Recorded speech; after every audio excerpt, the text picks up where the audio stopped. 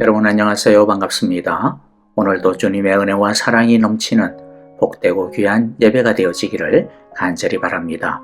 우리 함께 온 마음과 뜻과 정성을 모아 주님 앞에 나아가겠습니다. 다 함께 찬양드립니다.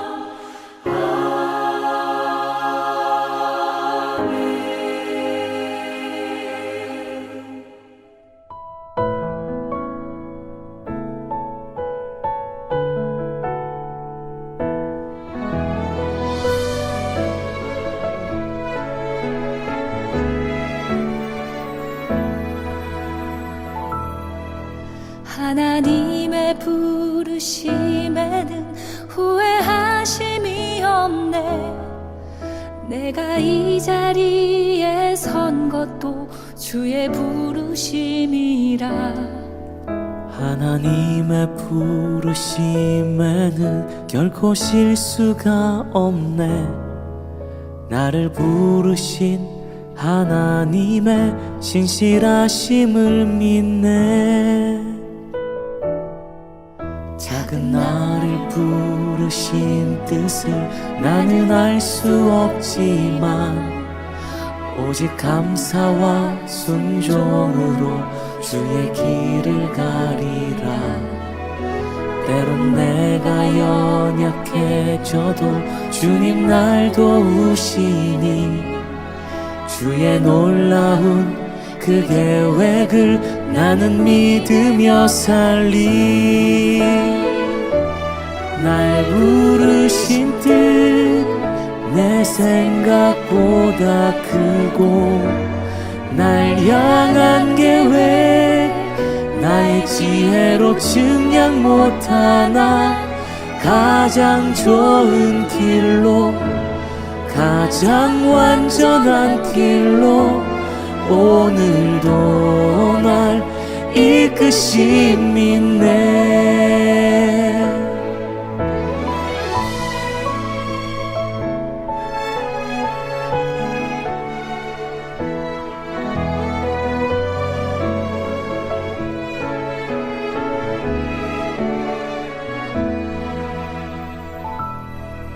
작은 나를 부르신 뜻을 나는 알 수 없지만 오직 감사와 순종으로 주의 길을 가리라.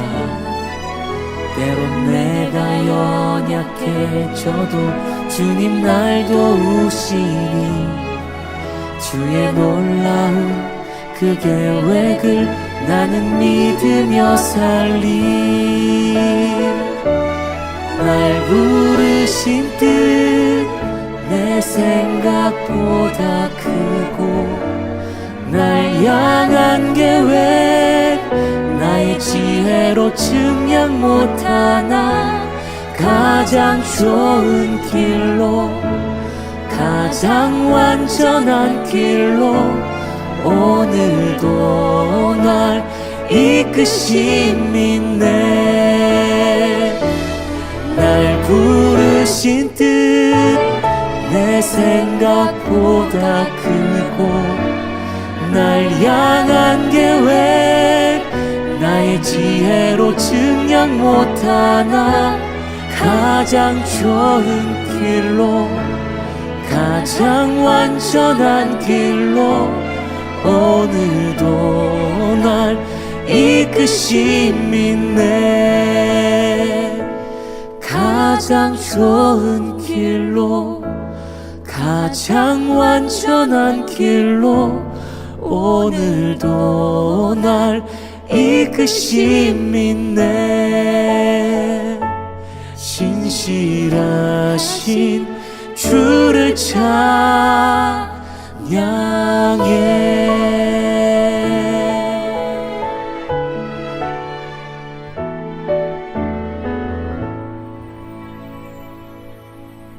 세상의 주관자이시오 만물의 통치자이시며 만복의 근원이신 하나님 아버지를 찬양드리며 거룩하고 복된 주일을 맞아 사랑의 교회에 나와 함께 예배드리고 기도하게 해주심을 감사드립니다.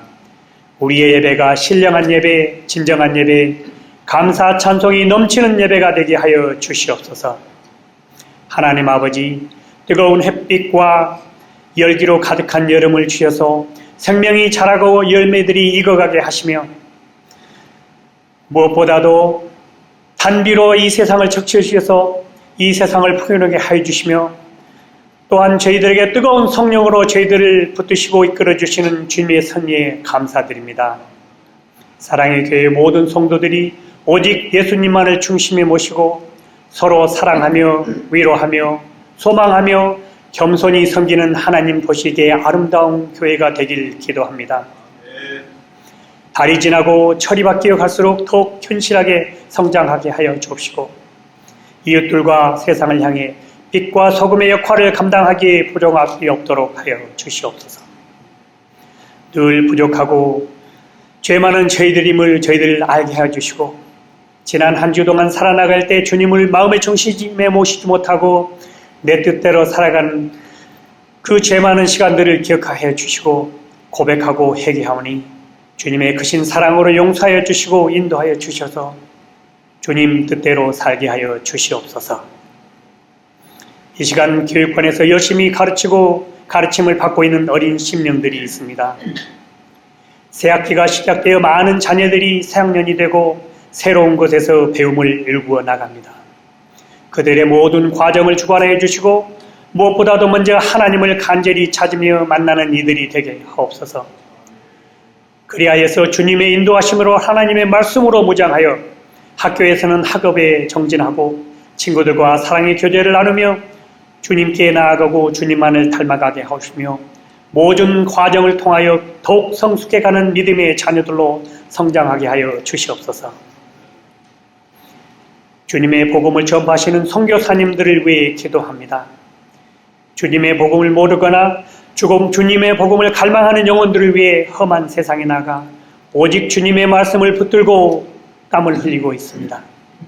주님께서 친히 그들을 안위하여 주시고 발걸음 하나하나 인도해 주시오며 그들의 삶과 사역을 통해 하나님의 사랑과 은혜가 세상에 널리 전파되도록 인도하여 주시옵소서. 또한 사랑의 교회가 동역자로서의 기도와 섬김이 계속되게 하여 주시옵소서. 사랑의 하나님 아버지, 바른 은혜에 감사드리며 구별하고 정성을 다해 여러 모양으로 예물을 드립니다. 흠양하여 주시고 믿음으로 드린 예물들이 귀하게 사용되게 하시고 쓰이는 곳곳마다 하나님의 영광 드러내옵소서. 저희들 매일매일 삶 속에서 감사 찬송이 끊이지 않게 하여 주옵시며 더 큰 사랑과 은혜를 소망하며 살게 하여 주시옵소서. 하나님 아버지, 이 시간 그동안 주님 안에서 성장하여 새 가정을 이루는 젊은 성도가 있습니다. 그 양육하며 수고하는 젊은 집사님 가정 주님께서 함께하여 주셔서 주님의 사랑과 은혜와 축복이 넘치는 아름다운 가정 이루게 하여 주시옵소서. 또한 여러 가지 사정으로 인하여 각장 각자에 드리는 모든 예배를 받아주시고 똑같은 은혜로 채워주시오며 이 시간 병약한 몸과 질병으로 인하여 괴로워하고 힘들어하는 많은 교회들이 있습니다. 여호와의 라파의 치유와 여호와 니시의 승리를 주셔서 주님의 영광만을 드려내옵소서. 아름다운 목소리로 주님을 높여드리는 찬양을 받아주시오며 여러 모양으로 섬기는 모든 성도님들을 기억하여 주시오며 오늘 목사님이 전하시는 말씀마다 성령의 역사가 넘치게 하옵시고 선포하시는 말씀을 통하여 하나님의 크신 사랑과 은혜를 체험하는 시간을 갖게 하여 주시옵소서. 우리를 늘 사랑하시고 우리 사랑의 교회의 머리가 되신 예수님의 이름으로 간절히 기도드립니다. 아멘.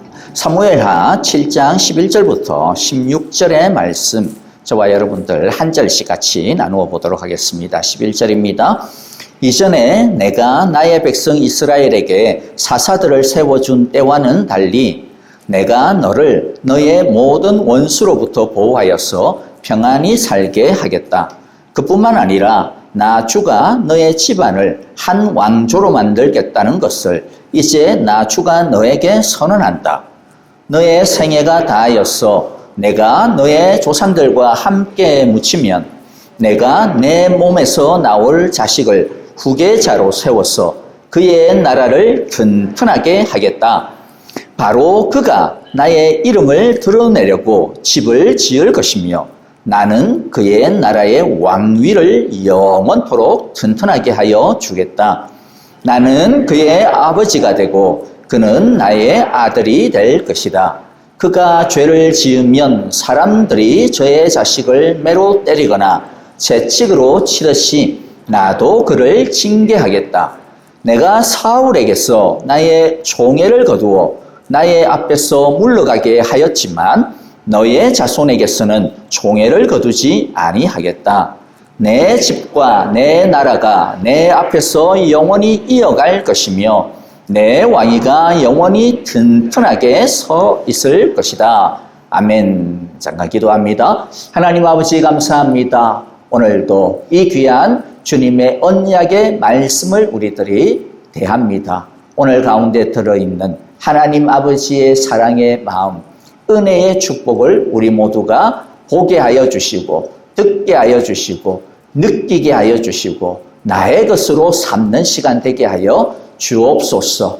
생명의 말씀 되게 하시며 위로의 말씀 되게 하시며 소망과 능력의 말씀이 되어서 우리를 일으켜 세우고 우리를 힘주고 우리를 끝까지 주 안에서 살아가게 하는 귀하고 복된 진리가 되게 하옵소서. 예수님 이름으로 기도하옵나이다. 아멘. 제가 어제 신장로님 이번에 새로 낸 선물이라고 하는 이 시집 다른 두 분과 함께 시집을 발간을 했는데 거기에 북콘서트에 다녀왔습니다. 신앙송뿐만 아니라 뭐 찬양도 있고 게다가 또 막 이렇게 막 춤도 있고 막 이래서 아주 새로운 재밌는 그런 시간이어서 참 좋았습니다.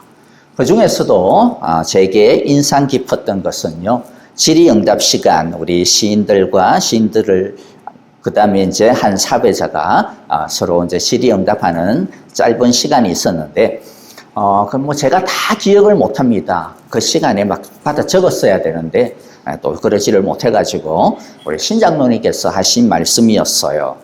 시는 시인이 세상에 펼치는 손이기에 선물입니다. 뭐 비슷한 말이죠. 뭐 그래도 제가 하루 정도 지났기 때문에 아직도 다행히 어느 정도는 기억을 하고 있습니다. 그게 참 마음에 와닿더라고요. 시라고 하는 게 뭘까? 시라고 하는 것은 시인이 세상에 건네는 선물이구나. 선물이구나. 그 말이 참 이렇게 마음에 깊이 와닿았습니다.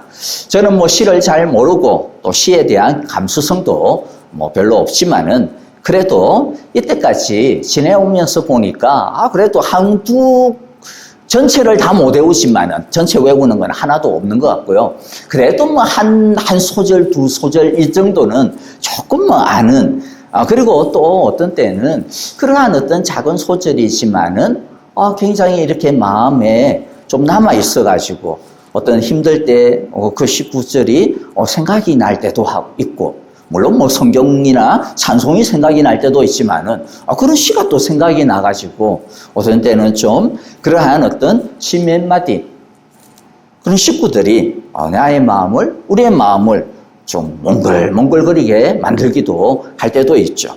또 한번 내 삶을 되돌아보게 만들기도 하고 또 숨을 깊이 들이쉬게 하고 한번 다시 주먹을 불끈 쥐고 그래 다시 한번 힘내자 그렇게 만드는 마음을 우리에게 주기도 하고 때로는 그러한 어떤 시의 구절들이 우리 마음 가운데 이 쏟아내야 되는 눈물이 있는데 이 쏟아내야 되는 눈물이 있는데 그래야 우리들의 이 감정이 좀 이 뭔가가 이렇게 정리가 되는데 쏟아내지 못했던 그 눈물의 샘을 터뜨리게 하는 그러한 참 귀한 선물이 되기도 하는구나 라고 하는 생각들을 해보게 되었습니다. 자, 우리가 하나님의 언약에 대하여 말씀을 나누는데 제가 그 말씀을 들으면서 그런 생각이 들었어요. 맞아. 하나님의 언약을 다르게 표현하면 뭐라고 이야기할 수 있을까? 하나님의 선물이라고 할 수 있겠구나 라고 하는 그런 생각이 들었습니다. 하나님의 언약은 뭐다? 하나님의 선물이다. 그래서 제가 이때까지도 계속해서 강조하면서 언약 가운데 보면 뭐 이렇게 해야 돼 이렇게 하지 마라고 하는 명령의 규정들이 있기는 하지만은 그러나 그런 명령 이전에 중요한 것은 뭐라 그랬어요? 하나님께서 우리를 자녀로 삼아주신 은혜라고 강조를 드렸습니다. 그래서 하나님의 그 언약 안에 있는 하나님의 이 마음을 우리들이 헤아리는 것, 보는 것이 진짜 중요하구나. 우리를 사랑하는 하나님의 마음, 우리를 복 주시려고 하시는 하나님의 그 마음이 언약의 가장 중심이다라고 하는 것을, 본질이라고 하는 것을 우리가 꼭 기억하기를 바랍니다. 그래서 오늘도 다윗의 언약 속에 어떤 하나님의 선물이 있는지, 어떤 하나님의 마음이 있는지 우리 모두가 다시 한 번 더 찾아볼 수 있는 시간이 되어지기를 바라요. 자, 먼저 다윗의 언약이 무엇인지 그래도 약간은 공부를 좀 하는, 정리를 하는 시간이 필요하겠죠. 자, 11절에 보면 너의 집안을 한 왕조로 만들겠다라고 그렇게 말씀을 하고 있습니다. 이게 답니다. 다윗의 언약입니다. 다윗의 언약은 뭐예요? 다윗의 집안을 하나님이 왕조로, 왕조라고 하는 게 뭐예요? 한 나라로, 왕국으로 삼겠다라고 하는 거죠.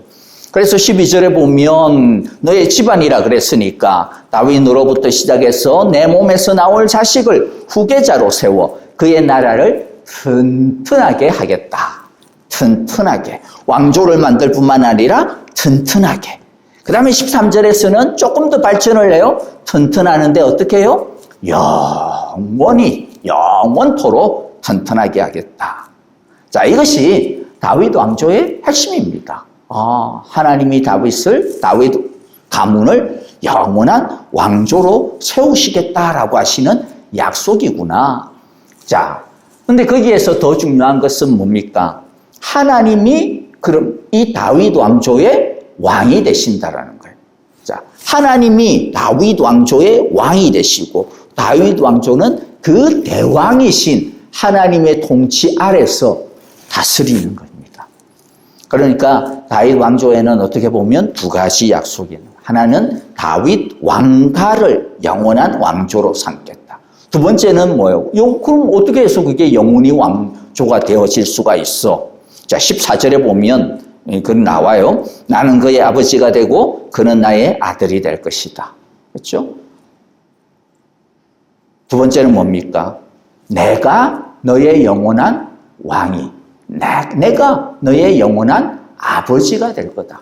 그렇기 때문에 너의 나라는 영원하다라고 이야기합니다. 자, 여기까지가 하나님의 일방적인 은혜의 약속이고요. 그 다음에는 이 하나님의 은혜의 약속을 유효화할 수 있는 조건이 나옵니다. 14절 후반부에 보면 뭐라고 이야기해요? 자, 전반부에서는 나는 그의 아버지가 되고 그는 나의 아들이 될 거다. 즉, 내가 너의 영원한 왕이 될 거다. 통치자가 될 거다. 자, 그런데 이거 그냥 마구잡이로 막 가는 게 아니야. 조건이 있어요. 뒤에가 있죠. 그가 죄를 지으면, 그러니까 조건이 뭡니까? 하나님을 아버지로 대왕으로 대우해야 된다라는 거예요.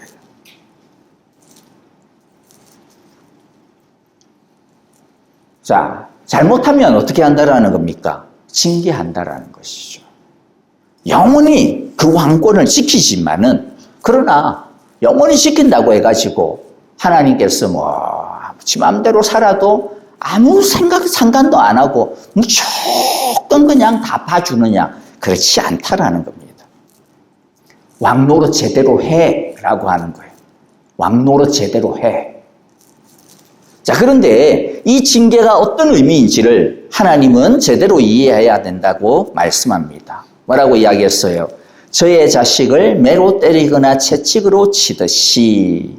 그러니까 설령 하나님이 이스라엘을 징계하더라도 어떤 마음으로 징계하신다?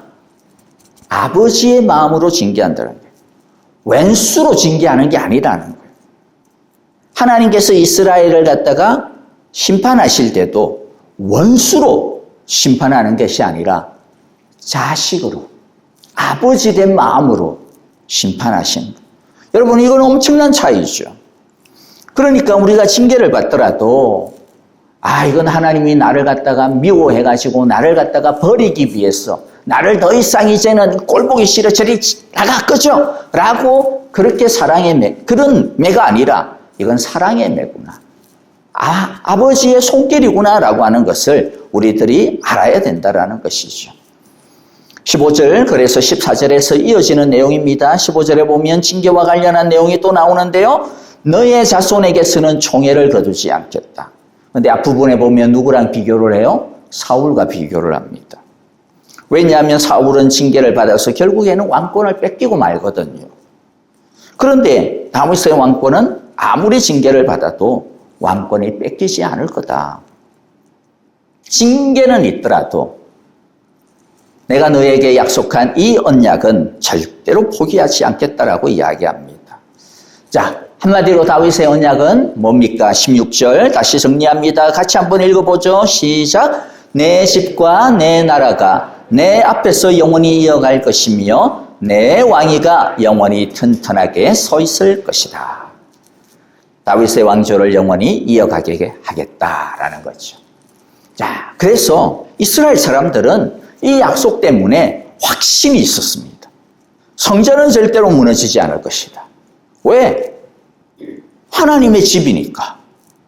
그리고 다윗의 왕국은 절대로 망하지 않을 것이다. 왜? 하나님이 약속한 왕국이니까. 하나님이 우리의 대왕이니까. 다윗의 왕국 정도가 아니라 다윗 위에는 누가 있어요? 하나님이 있잖아요. 하나님의 나라니까. 그래서 이들은요, 겁대가리를 상실해 버렸어요. 참 아이러니하죠. 여기서 사람들이 진짜 쇳덩어리라는 겁니다.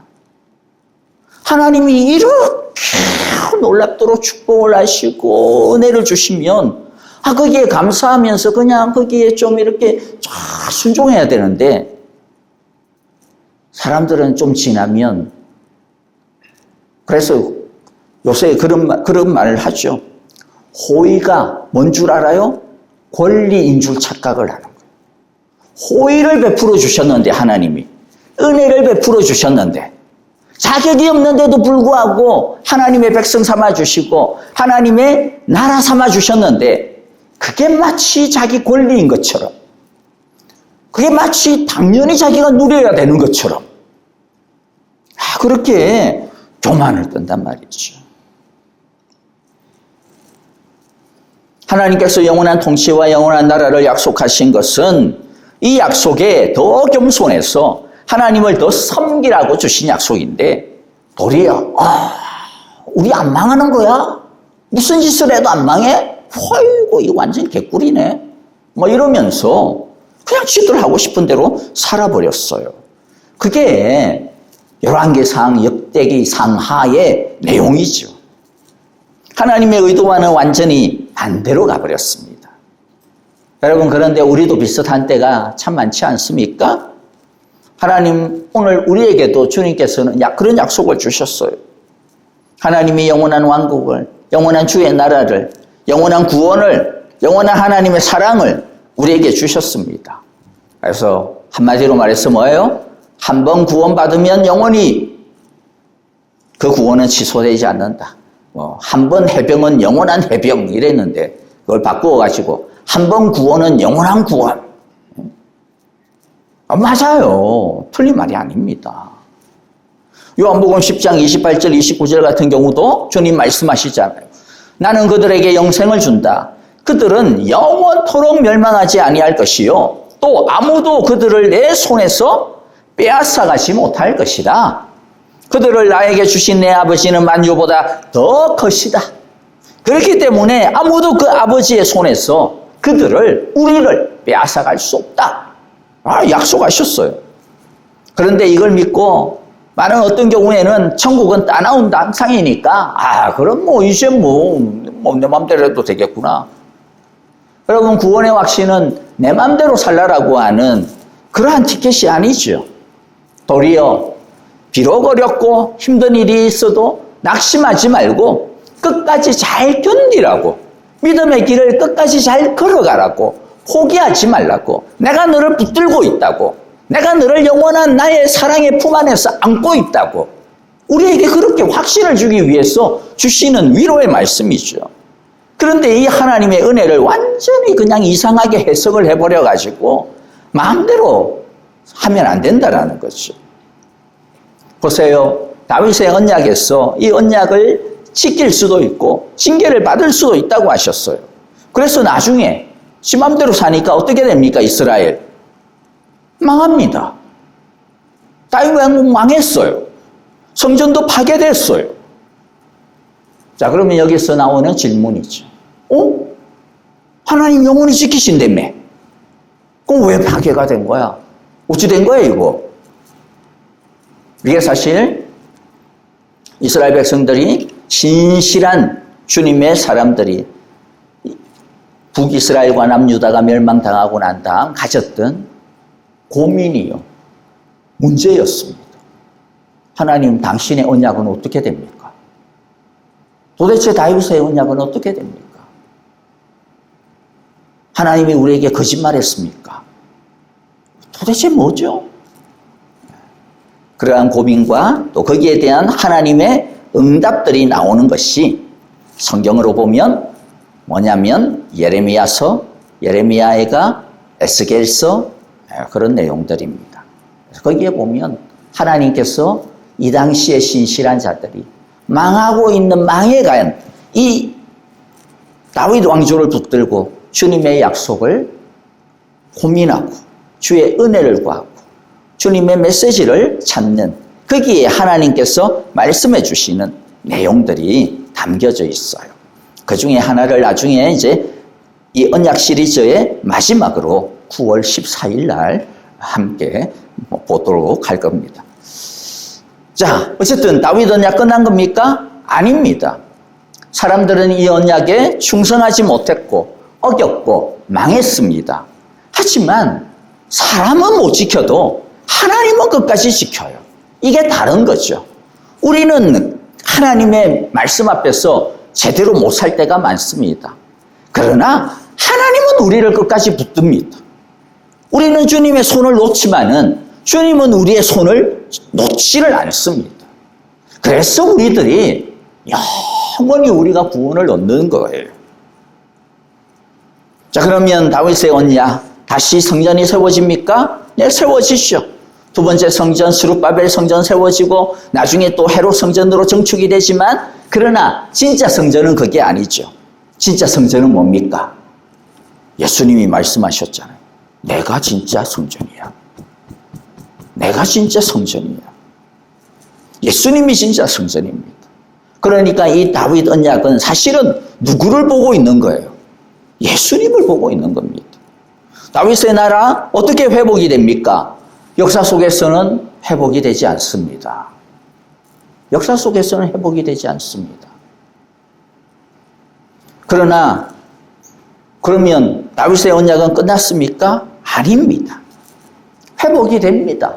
되었습니다. 언제 되었습니까? 예수님이 회복시키셨어요. 다윗의 자손이신 예수님이 가져오신 그 하나님의 나라, 그 주의 나라로 다윗의 나라가 완성되게 합니다. 가끔 오늘날 어떤 사람들 보면요. 우리는 아직도 다윗의 나라가 회복이 안 되었기 때문에 다윗의 나라를 회복해야 돼. 그때를 기다려야 돼. 예루살렘에 다시 성전이 세워져야만 돼. 그래서 예루살렘에 다시 성전이 세워지고 다시 다윗의 왕권이 회복될 그때에 주님이 재림하시는 거야. 왜냐하면 그때가 언약이 성취가 되는 거니까. 여러분, 그건 성경을 몰라도 너무나도 모르는 무식한 소리입니다. 예수님이 진짜 성전이고 예수님의 나라가 진짜 다윗의 나라인데 진짜가 임했는데 뭘 다시 자꾸만 가짜를 갖다가 그림자를 자꾸만 찾으려고 합니까? 구약에서 나오는 성경막이나 성전은 앞으로 오실 예수님을 전부 예표하는 상징들입니다. 진짜가 오셨는데 뭘 또 예루살렘에다가 성전을 세워요? 예수님은 자신을 다윗의 후손이라고 했잖아요. 자신이 하나님의 나라를 회복하신다고 하셨습니다.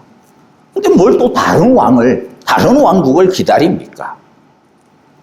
다윗의 언약은 결국에는 오실 예수님을 바라보는 언약이다. 그리고 그 예수님으로 말미암아 이제 완성이 되었고 이제 다시 오실 그 예수님, 그 다시 오실 예수님이 가져오실 완성된 그 하나님의 나라 속에서 이 다윗의 언약은 완전히 이루어지게 되어질 것입니다.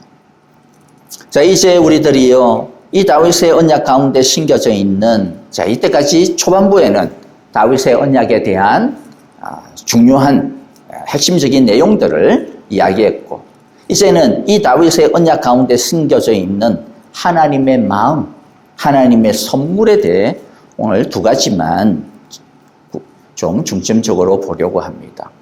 아까 다윗의 언약은 뭐라 그랬어요? 하나님께서 다윗의 왕조를 다윗 가문을 왕조로 세우시고 그리고 그 다윗 가문에 하나님이 또 대왕으로 있겠다라고 하는 것이었습니다. 그래서 우리들이 다윗 언약에 심겨져 있는 하나님의 마음 첫 번째 알아야 되는 것은요. 하나님께서 우리의 왕이 되시겠다라고 하시는 거구나. 하나님이 우리를 다스려 주시겠다라고 하는 약속이구나. 이것이 다윗에게만 해당되어지는 것이 아니라 우리에게도 해당되어지는 약속인데 동일하다라는 거예요. 뭐예요? 하나님은 나의 왕이 되시겠다. 하나님은 나를 다스리시겠다라고 지금 말씀하고 있다라는 겁니다. 우리는 이때까지 언약을 살펴보면서 각 언약마다 담겨져 있는 하나님의 결심을 보았습니다. 첫째 창조 언약에서는 우리를 복 주시겠다라고 하시는 창조주의 마음이 담겨져 있었어요. 또 아담의 언약 가운데서는 흙으로 사람을 만드시는 사람을 만드시는 그 언약 가운데서는 뭐가 있었어요? 흙에 생기를 불어넣으시고 생명이 되게 하시고 사람이 되게 하시고 존귀한 자로 만드시면서 그 뭐예요? 내가 너의 아버지가 되겠다라는 거죠. 내가 너의 생명의 주가 되겠다라고 하시는 결심입니다. 여인의 우송의 언약 가운데서는 하나님이 우리를 구원하고 마시겠다라고 하시는 결심이었고, 노아의 언약에서는 이미 실패했지만은 그러나 내가 너를 다시 복주기를 원한다. 다시 시작하기를 원한다. 재건자로서의 하나님의 그 결심이 심겨져 있었어. 아브라함의 언약 가운데서는 땅도 아들도 공급하여 주시는 아무것도 없는 가운데 있지만은 그러나 그 가운데서 결국에는 복의 공급자가 되시겠다라고 하시는 그런 하나님의 마음이 있었습니다. 신의 산 언약에서 지난주 우리가 보았던 것은 뭡니까? 하나님이 우리를 얻고 하시기를 원하시고 우리의 말씀의 길이 되시기를 원하시고 우리의 진리의 등불이 되기를 원하신다라고 하는 그런 결심이었습니다. 오늘은 어떤 결심이에요? 하나님이 우리의 아버지가 되시겠다라고 하는 결심입니다. 우리의 왕이 되시겠다라고 하는 결심입니다. 다윗은 자기가 하나님을 위하여 집을 지어주겠다 그렇게 이야기했어요. 그렇죠? 그런데 하나님 뭐라 그랬습니까? 아니, 네가 나를 위해서 뭔 집을 지어? 집을 짓는 것은 나야. 내가 너를 위해서 집을 지어줄 거야. 그래야 비로소 너도 너의 집을 지을 수 있고 비로소 너도 나를 위해서 집을 지을 수 있는 거야 라는 거예요. 그래서 다윗의 언약이 먼저 있고 그 다음에 성전의 건축이 뒤따라 나오는 겁니다. 왜입니까? 우리가 우리의 집을 지을 수 없다라는 거예요. 우리가 하나님의 나라를 위해서 뭔가 할 수 있는 존재가 아니라는 겁니다. 하나님이 우리를 당신의 품으로 받아주셔야만 가능한 거예요. 하나님이 우리의 왕이 되어주시고 우리의 아버지가 되어주시고 우리의 통치자가 되어주시고 하나님이 먼저 우리의 집이 되어주셔야 그래서 우리가 그 집에 아버지 되시는 하나님과 함께 거하면서 함께 먹고 마시고 같이 살면서 그 아버지가 주시는 생명력을 가지고 있을 때 비로소 내 삶도 세울 수가 있고 내 집도 세울 수가 있고 내 인생도 세울 수가 있고 우리가 하나님을 위하여 뭔가를 할 수 있다라고 하는 것이죠. 우리가 기억할 것은요, 우리의 집을 짓는 분은 하나님이지 내가 아니다라는 것. 우리가 우리의 인생의 짐을 지고 숨이 턱턱 막힐 때 우리는 내 인생의 짐을 짓는 건축자가 누구인지를 다시 질문하고 생각해 보아야 됩니다. 그때 이 언약의 말씀을 기억해야 됩니다. 내 인생의 주인이 누구야? 다윗의 집을 지어주셨던 하나님. 그 하나님이 나의 집의 주인이시지. 내 인생의 건축주이시지. 사울이 실패한 이유가 뭐예요? 사울은 자신의 왕국을 자기가 지어야 되겠다 생각을 했어요. 하나님이 은혜로 왕을 삼아주셨는데 처음에는 사울도 겸손했습니다. 내가 가장 이 12지파 중에서 제일 꼬르뱅이 막내 지파이고 그 가운데서도 가장 작은 집안인데 나는 보잘것없는데 어떻게 나를 갖다가 왕으로 삼아주십니까? 그래서 나 왕 할 수 없습니다. 겸손했어요. 그럼에도 불구하고 하나님이 그 겸손한 마음을 보시고 왕으로 세워주셨어요.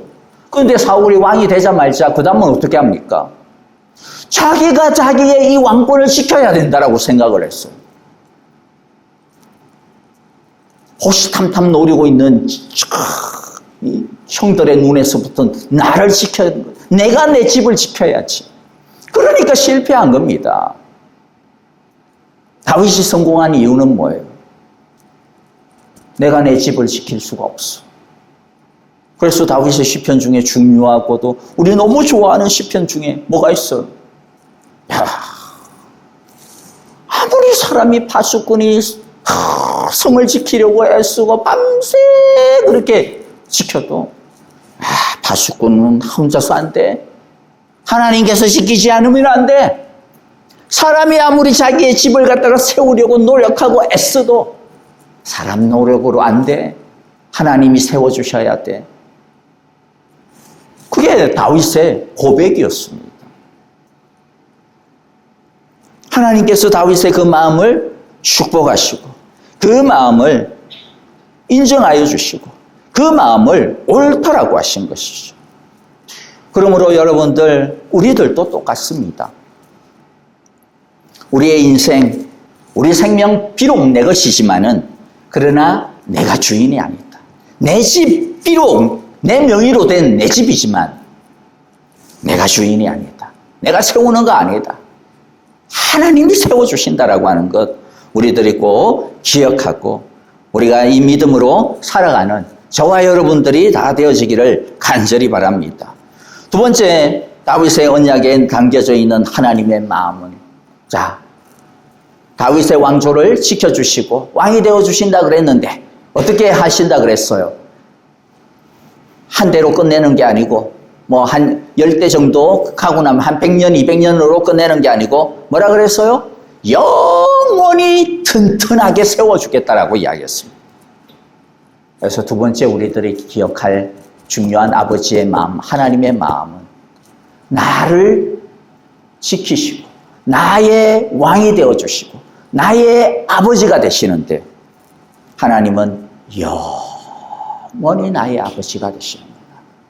영원히 나를 다스리시는구나. 라고 하는 이 약속입니다. 여러분, 영원히가 무슨 뜻일까요?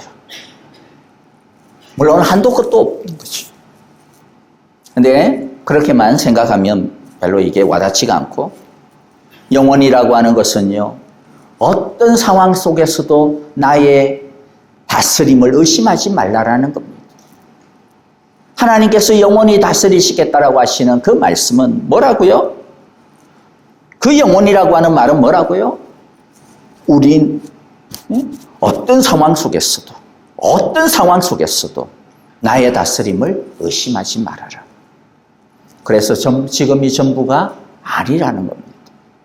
지금 내 삶이 때로는 하나님이 다스리는 거 맞아? 라고 하는 의심이 들어도 의심하지 말라라는 거죠. 또 영혼이라고 하는 말은요, 우리 눈에 보이지 않아도 의심하지 말라라는 겁니다. 우리 눈에 보이지 않아도. 영혼이라는 것을 우리가 어떻게 봅니까? 사실은 우리가 볼 수 없는 차원이에요. 영을 우리가 어떻게 봅니까? 스피릿을 우리가 어떻게 봐요? 아무도 못 봅니다. 왜냐하면 우리를 넘어서 버리는 거거든요. 영혼도 마찬가지입니다. 그래서 우리들 눈에 보이지 않아도, 내가 이해가 안 돼도 하나님께서 영원히 다스리시겠다라고 하시는 그 말씀은 뭡니까? 의심하지 말라라는 거예요. 또 영혼이라고 하는 말은요, 조심스럽지만 하나님은 우리를 더 선한 길로, 더 좋은 길로 인도하신다라고 하는 약속입니다. 하나님이 우리를 다스리시고 우리의 아버지가 되시고 우리의 왕이 되시는데 영원히 다스리십니다. 어떤 상황에서도, 눈에 보이지 아니하는 환경 가운데서도, 모든 것들이 지금 좋아 보이는 것이 하나도 없는 상황이라 할지라도 하나님은 우리를 지금 차근차근하게 더 선한 길로, 반드시 더 좋은 길로 인도하고 계신다라고 하는 것을 믿으라고 우리에게 말씀하고 있습니다. 말씀을 마무리하면서 한 이야기를 하고 마치도록 합니다. 아주 오래된 시카고에 살았던 어떤 분의 이야기입니다. 한국 사람은 아니고. 호레이쇼 스페포드라고 하는 사람입니다. 이 사람은 원래는 뉴욕에서 태어났지만은 시카고에서 자리를 잡고 돈을 아주 많이 번 변호사입니다. 이 사람이 살아있던 당시가 무디 목사님께서 사역을 하고 있던 그 시절입니다. 그는 무디 전도단의 재정 후원자로 무디 목사님의 세계적인 복음 사역을 도왔고 또 지역교회의 집사로서 열심히 살고 있었습니다. 그는 많은 돈을 갖다가 벌어들였기 때문에 그 중에 한 부분을 시카고의 이 미시간 호숫가에다가, 요새도 미시간 호숫가에 집을 지으면 얼마나 비쌉니까? 그 당시에도 똑같았던 것 같아요. 미시간 후반에 맨션을 갖다가 짓는 데 투자를 했습니다. 그런데 1871년 시카고에 무슨 일이 일어났을까요? 시카고에 대화재가 일어납니다. 그가 투자한 재산들이 순식간에 잿더미가 되고 말았습니다. 사실 그에게는 이 상황이 엎친 데 덮친 격의 상황이었습니다. 왜냐하면 1년 전에는 열병에 걸린 4살짜리 아들이 하늘나라로 먼저 갔기 때문입니다. 감당할 수 없는 연거푸 겪는 이 재난, 이 고난으로 인해서 45살의 이 스패포드는 몸도 마음도 영혼도 지쳐버렸습니다. 그래서 의사의 권유로 약해진 자신의 아내와 또 자기가 안식을 좀 하기 위해서 유럽 여행을 계획을 합니다. 때마침 영국에서 무디 목사님이 인도하는 집회가 있었기 때문에 그 집회에 참석을 해서 좀 영적으로도 좀 재충전하고 또 자신의 멘토가 되는 무디 목사님과 함께 좀 시간을 보내면서 자기의 마음을 좀 추스리고 싶은 그런 계획이었습니다. 하지만 떠나기로 한 날 스패포드는 갑자기 꼭 처리해야 되는 중요한 업무가 생겨가지고 가지를 못하고 아내와 어린 4딸을 먼저 유럽행 여객선에다가 승선시킵니다. 그는 곧 뒤따라서 파리에서 만나기로 약속을 합니다. 대서양을 횡단하는 여객선 빌르드 아브르르는 1873년 11월 15일 313명을 태우고 뉴욕 항구를 떠나 파리로 향합니다. 순항하던 여객선은 정확하게 일주일 뒤인 11월 22일 승객들이 다 잠들어 있는 새벽 2시에 마주오던 영국의 범선 로크언호와 정면 충돌하는 사고가 발생을 합니다. 여객선 안은 순식간에 아수라장이 되고 맙니다. 타이타닉 영화 보셨죠? 그걸 기억하시면 되겠습니다. 스패포드의 부인 안나 스패포드는 아이들을 챙겨가지고 부랴부랴 챙겼어. 갑판 위로 올라가려고 했지만은 여인 혼자서 아이 넷을, 어린 아이들 넷을 그렇게 챙기는 것은 불가능했습니다. 얼마 지나지 않아 배는 순식간에 차가운 바다 밑으로 가라앉고 맙니다. 이 사고로 226명이 목숨을 잃었습니다. 의식을 잃고 쓰러진 안나는 로크언호의 선원에 의해서 기적적으로 구조가 됩니다. 하지만 11살, 9살, 5살, 2살 난 4딸들은 모두 물에 잠기고 맙니다. 뉴스를 통해서 사고를 듣고 애태우며 기다리던 스패포드는 12월 2일 아내로부터 한 장의 전보를 받습니다. 거기에는 딱 2글자가 적혀 있었습니다. Saved alone. 혼자만 구조되었어요. 한순간에 사랑하는 4딸을 잃어버린 그는 밀려오는 감정을 추스리며 아내를 만나기 위해서 영국으로 향하였습니다. 그가 탄 배가 대서양 한가운데를 지날 때 선장은 바로 이곳이 비극의 사고 지점이라고 알려주었습니다. 스패포드는 바닷속을 들여다보았습니다. 눈에 넣어도 아프지 않을 어린 아이들이 출렁이는 그 차가운 바다, 그 한가운데 있다 생각을 하니까 너무 흥겨로움과 또 하나님에 대한 원망, 밀려드는 원망, 그것을 가둘 수가 없었습니다. 그는 복받치는 울부짖음을 참을 수가 없었습니다. 주님, 저는 주님을 위하여서 이때까지 정말로 주님을 가장 사랑했고 주님의 일을 위하여서 내 삶을 갖다가 참 쏟았는데 그런데 왜 이런 고통을 주십니까? 이제 도대체 나는 어떻게 살아야 됩니까? 그의 절규는 밤새도록 그칠 줄을 몰랐습니다. 동터는 햇살이 선실 창가로 쏟아질 때 그는 문득 주님의 말씀이 떠올랐습니다. 스페포드에게 떠오른 한마디의 단어는 평강이었습니다. 평안이었습니다. 평안이라고 하는 낱말이 머릿속을 맴돌았습니다. 물속에 잠긴 딸들을 생각하며 몸부림치던 그에게 평강의 아버지께서, 평강의 왕께서 찾아오신 겁니다. 그런 작은 소리로 하나님이 주신 평안, 아버지의 품 안에서 그 평안을 엎조렸습니다. 그리고 펜을 들어서 자신의 마음을 이렇게 적어갔습니다. 원문을 직역하면 이렇습니다. 내 인생길에 강 같은 평화가 흘러들 때에도, 거친 파도 같은 슬픔이 몰아칠 때도, 내 운명이 어떻든지 주님은 날 이렇게 말하도록 가르치셨네. 평안해요, 평안해요. 내 영혼이 평안해요. 어디선가 많이 들어본 것 같은 가사죠.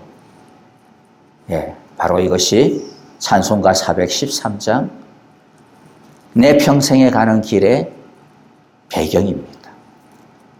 그 찬송이 이 배경으로 쓰여진 시입니다. 스페포드가 발견한 것이 뭡니까? 가라앉아 있는 저 차가운 바다. 이유를 알 수 없는, 아무리 답을 구하려고 해도 왜 하나님이 나에게 이런 일을 주시는지 도무지 답을 한 톨도 찾을 수 없는 그 가운데서 차가운 바다 속에 수장되어져 있는 내 딸아이를 갖다가 바로 보면서 그 가슴이 찢어지지만은, 그러나 이해할 수 없어도 영원한 하나님께서 나를 다스리시구나. 그 영원한 하나님이 나를 통치하시는구나. 그 영원한 하나님이 나를 지금도 이끌어 하시구나. 저 내 아이의 먼저간 아들의 그 삶도 하나님이 인도하시는구나. 앞으로 우리의 삶도 하나님이 인도하시겠구나. 그 영원한 하나님이 나의 평강이 되시는구나 라고 하는 것이었습니다. 그 왕이 주시는 영원한 평화가, 그 아버지가 주시는 영원한 평강이 지금 저 바다 깊은 곳에 누워있는 내 딸들에게도, 내 마음 가운데도 임하고 있다라고 하는 것이죠. 여러분, 영원히 하나님이 우리를 다스리시고 영원히 하나님이 우리의 아버지가 되신다라는 것은 앞으로 어려운 일이 아무것도 안 일어난다라는 말이 아닙니다. 어려운 일이 있어도, 이해할 수 없는 어려움이 있어도, 우리의 이해를 뛰어넘는, 우리의 지각을 뛰어넘는 하나님의 평강이, 하나님의 다스리심이, 하나님의 보호하심이, 하나님의 그 적극적인 왕권이 우리를 붙들고 있다라고 하는 약속인 것이죠. 우리를 향하신 하나님의 사랑이 절대로 끊어지지 아니할 것이라고. 나중에 우리의 생명이 주 앞에 서게 되어지는 그날까지, 그때까지 우리를 이끌어 주실 것이라고 하는 것이죠. 다윗의 나라 망했습니다. 하지만 망하지 않았습니다.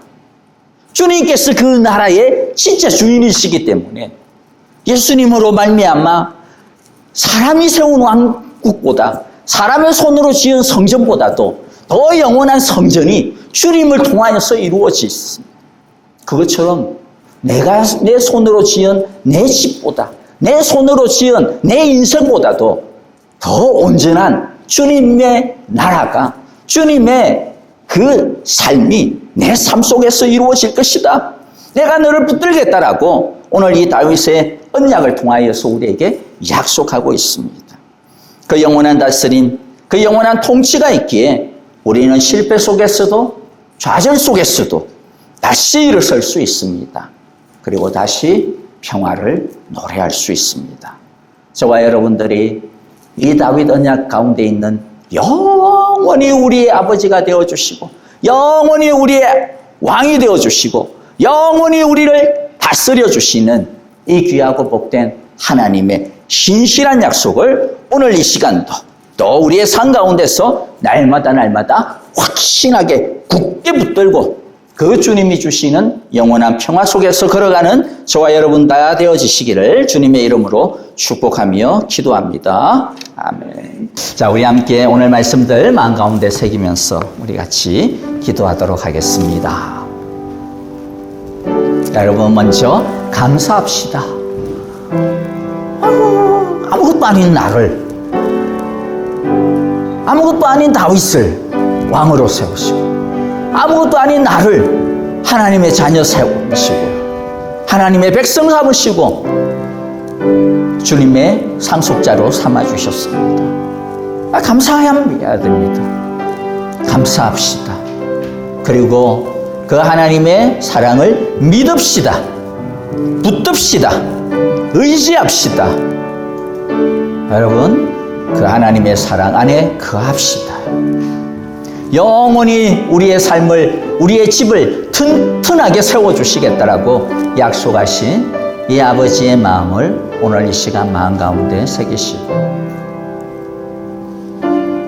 어떤 상황 가운데서도 왕 되신 하나님을 우리 바라보며 살아가는 우리가 되어질 수 있기를 이 시간 기도하기를 원합니다. 다 함께 기도합니다. 하나님 아버지, 참으로 때때로 어려운 일, 힘든 일 생길 때마다 이 약속의 말씀 붙들고 주 앞에 달려가 그야말로 소나무 뿌리를 뽑듯이 매달리게 하시고, 강구하게 하시고, 갈망하게 하시고, 소망하게 하여 주옵소서. 그러면서 동시에 우리 마음 가운데 의심하지 아니하는 평화를 허락하여 주옵소서. 의심하지 아니하는 믿음을 허락하여 주옵소서. 그리하여 우리 마음 가운데 잔잔한 자유함과 잔잔한 주님 안에서의 온유함과 평화를 우리 모두가 다 누리며, 그래, 주님께서 다 다스리시지, 주님께서 다 이끄시지, 내가 주님의 자녀이고 하나님이 나의 아버지시지, 하나님이 나의 왕이시지, 이 믿음 안에서 우리 모두 안식하게 하여 주옵소서. 하나님 아버지, 오늘도 이 다윗 언약 가운데 있는 이 주님의 마음, 우리를 향하신 하나님의 이 약속 붙들고 다시 주를 바라보니 성령 하나님 우리에게 은혜 채워 주옵소서. 예수님 이름으로 기도하옵나이다. 아멘.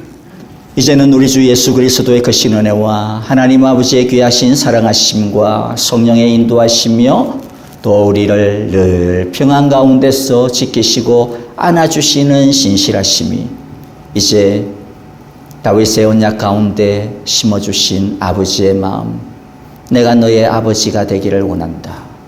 내가 너의 왕이다. 영원토록 너의 집을, 영원토록 너의 삶을, 영원토록 너의 영혼을, 영원토록 너의 앞길을 굳세게 하리라, 세워주리라, 인도하리라 약속하신 이 말씀 마음 가운데 새기면서 주님 앞에 날마다 달려나가 이 믿음으로 간절하게 붙들고, 또 뿐만 아니라 이 믿음으로 기도하면서 주의 평강의 응답 가운데 거하기로 오늘도 주님의 약속을 바라보며 주께 엎드려 주의 사랑 앞에 참으로 간절하게 주만 바라보는 우리 사랑의 교회 온 교우들과 하나님께서 우리에게 주시고 복 주시는 귀한 가정, 귀한 일터, 귀한 우리의 모든 생애, 귀한 우리 사랑의 교회 온 교우들 위해 이제로부터 영원토록 함께 계시기를 축원하옵나이다. 아멘.